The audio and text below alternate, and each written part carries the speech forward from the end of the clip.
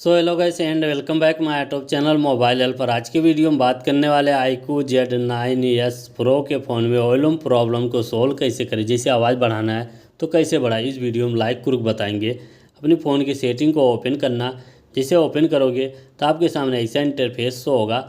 ऊपर की तरफ थोड़ा स्क्रॉल डाउन करना है, नीचे देखने मिलता है साउंड एंड वॉल्यूम का ऑप्शन, इस पर क्लिक करना। जैसे इस पर क्लिक करते हो यहाँ नीचे आ जाना है, आपको नीचे ध्यान देना, थोड़ा ऊपर स्क्रॉल करना, ये वाला ऑप्शन आप में बंद होगा तो गैस इसको ऑन कर देना। जिसे इसको ऑन करके यहाँ पे 100% पहले मैं आपको बता देता हूँ, बंद रहने पे अगर यहाँ पे 100% बढ़ता है, अगर इसको ऑन कर देते हो तो यहाँ पे 150% आपको देखने को मिलेगा। यहाँ पे देख सकते हैं। इसके बाद यहाँ पे 4 प्रकार के वॉल्यूम है, जिसमें कम आ रही है आवाज़, इसको यहाँ से बढ़ा सकते हो। अगर हमारी वीडियो यूजफुल लगे तो लाइक कीजिए और